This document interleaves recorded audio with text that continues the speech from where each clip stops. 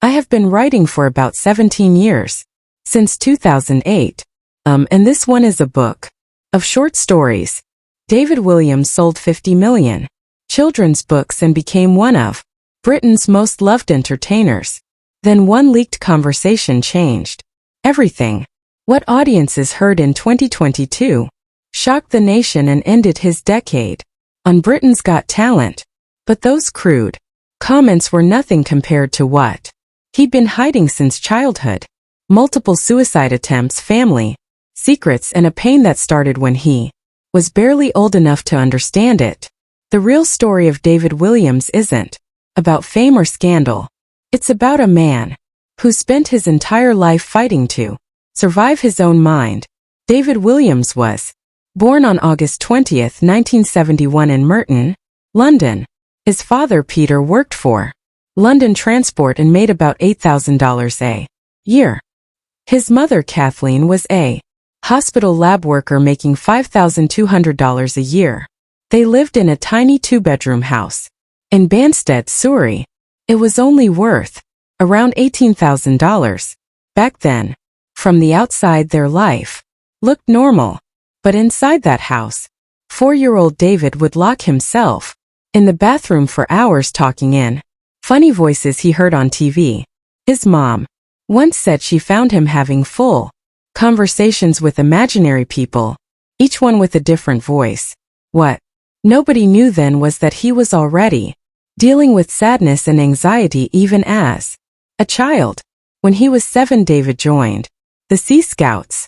He wanted to feel like one of the boys, but within 3 weeks, everything went wrong. Older boys started bullying him for sounding too posh and acting dramatic.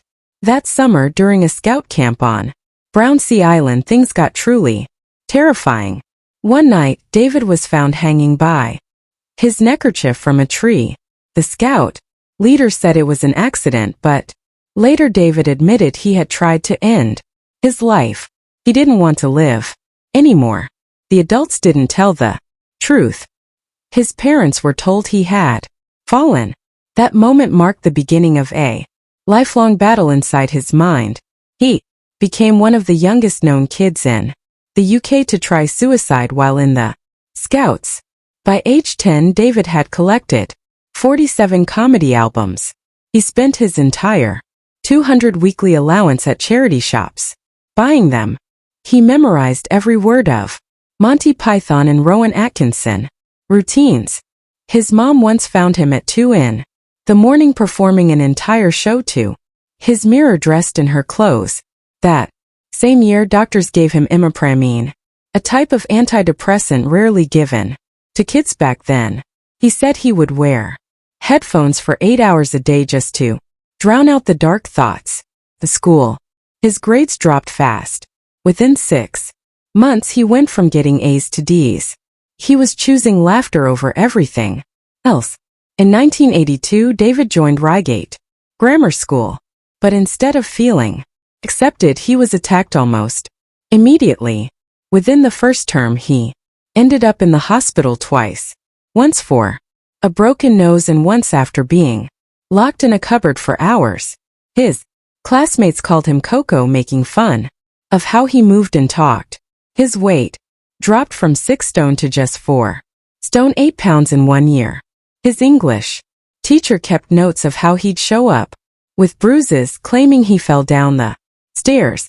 The worst moment came in 1984, when bullies forced him to do comedy acts in the school toilets while they threw wet toilet paper at him.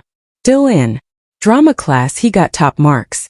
He once scored 98% for a one-man show he performed about loneliness. That same year, when he was 12, David tried to take his life again after another awful incident with the Sea Scouts, where he was stripped and humiliated during a fake swimming test.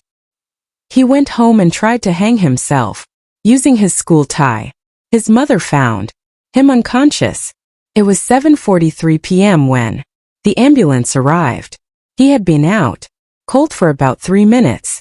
The hospital kept him under psychiatric watch for 72 hours. His doctor wrote that his thoughts were far more serious than what you'd expect for a child his age. David's parents finally pulled him out of the Scouts for good. He didn't talk about this suicide attempt publicly until 2008. At age 13, David joined the National Youth Theater. It should have been a big step forward, but instead he felt even more alone. He was surrounded by other kids who loved acting, yet he felt like a complete outsider. He met Matt Lucas there, who would later become his creative partner. But even that early friendship didn't stop the sadness. David later said it felt like everyone else had friends except him. He just kept pretending to be happy, but inside, he was falling apart. When he was 16, David had to join the Actors' Equity Union, but someone else was already named David Walliams. So he opened the phone book, pointed at a random name, and chose Walliams. That simple moment would change his life. His father was upset. He felt like David was throwing away their family name. But for David, it was a way to escape. It was like becoming someone new. People at school didn't understand it either. Felt strange and sudden. But David said later that it wasn't about fame. It was about not wanting to be himself anymore.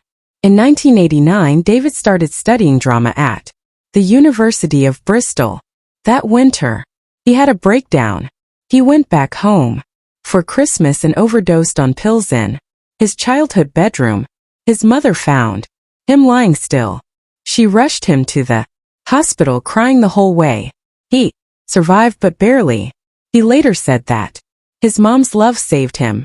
The overdose made everything real for his parents. They finally saw how deep his pain went. While at Bristol, he joined a comedy group called David Icke and the Orphans of Jesus. Other members included future stars like Simon Pegg. On stage, David made people laugh, but off stage he was falling apart.